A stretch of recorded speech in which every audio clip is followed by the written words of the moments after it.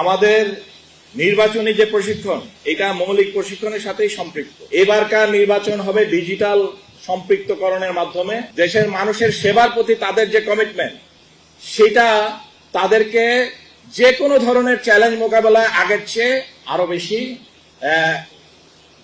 ভালো জোরালো ভূমিকায় আমরা দেখতে পাবো। আমাদের থানা এবং উপজেলা পর্যায়ে যে আনসার কোম্পানিগুলো আছে, ইউনিয়ন প্লাটুনগুলো আছে, সেই প্লাটুনের সদস্যদের যে মৌলিক প্রশিক্ষণ, যেই মৌলিক প্রশিক্ষণের মাধ্যমে তারা আমাদের আনসার বিডিপির সদস্য হিসেবে সার্টিফাইড হয়, সেই মৌলিক প্রশিক্ষণের আজকে সমাপনী অনুষ্ঠান।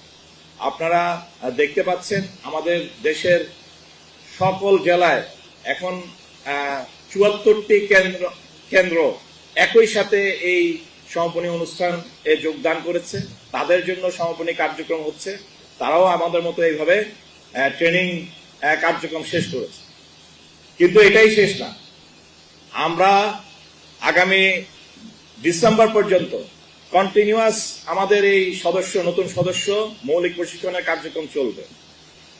আমাদের নির্বাচনী যে প্রশিক্ষণ, এটা মৌলিক প্রশিক্ষণের সাথেই সম্পৃক্ত, প্যাকেজের সাথেই সম্পৃক্ত, যার জন্য আমরা পরবর্তীতে তফসিল ঘোষণার পরে আমাদের যে নির্বাচন সংক্রান্ত প্রশিক্ষণ যেটা হবে, সেটা হবে সতেজকরণ প্রশিক্ষণ। Will refresh them only because they have already this training during their basic training. So basic training এর এই কার্যক্রম আশা করি আমাদের সতেজকরণ প্রশিক্ষণের জন্য আমাদের সদস্যদের অনুপ্রাণিত করবে এবং আরো বেশি যোগ্যতর করে তুলবে।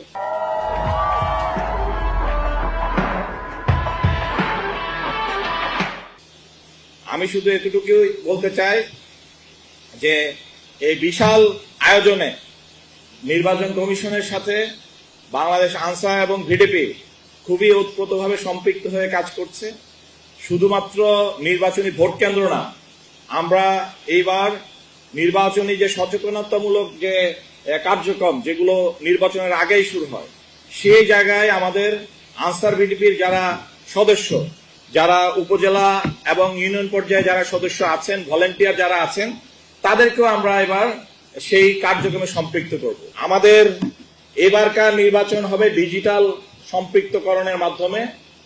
এই নির্বাচনী মোতায়েন হবে, যেটা আমাদের প্রথম ইনপুট দেবে আমাদের আনসার ভিডিপি সদস্য যে 13 জন প্রতিটি ভোট কেন্দ্র নিয়োজিত থাকবে এবং যে স্ট্রাইকিং ফোর্স যেগুলো প্রতিটি উপজেলা জেলা পর্যায়ে নিয়োজিত থাকবে, তাদের প্রথম ইনসিডেন্ট রিপোর্টটা উইথ ছবি সহ সেটার সাথে সাথে যখনই আপলোড করা হবে, নিকটবর্তী যে কোনো রেসপন্স টিম যারা আবার ওই সফটওয়্যারের সাথে সম্পৃক্ত থাকবে, রেসপন্স টিম এটা যদি সেনাবাহিনী হোক, আনসার হোক, পুলিশ হোক, যে কোনো নিকটবর্তী রেসপন্স টিম ক্যান সি যে আনসার বিডিপি যারা সদস্য সাহায্য দরকার বা পরিস্থিতি মূল্যায়নের ভিত্তিতে যেটাতে ওই ভোট কেন্দ্র অগমেন্টেশন দরকার, তারা সাথে সাথেই সেই ভোট কেন্দ্রে গিয়ে হাজির হবে। আপনারা দেখতে পাচ্ছেন আজকের এই প্রশিক্ষণার্থী যারা আছে তাদের সবাই যুবক, তাদের এখানে সবাই হচ্ছে 18 থেকে 25 বছর বয়সের মধ্যে। So they have agility, they have enough of courage, boldness, এবং তাদের যে সাহসিকতা এবং তাদের যে নিবেদিত প্রাণ, দেশের মানুষের প্রতি তাদের যে দায়বদ্ধতা, দেশের মানুষের সেবার প্রতি তাদের যে কমিটমেন্ট, সেটা তাদেরকে যে কোনো ধরনের চ্যালেঞ্জ মোকাবেলায় আগের চেয়ে আরো বেশি ভালো জোরালো ভূমিকায় আমরা দেখতে পাবো।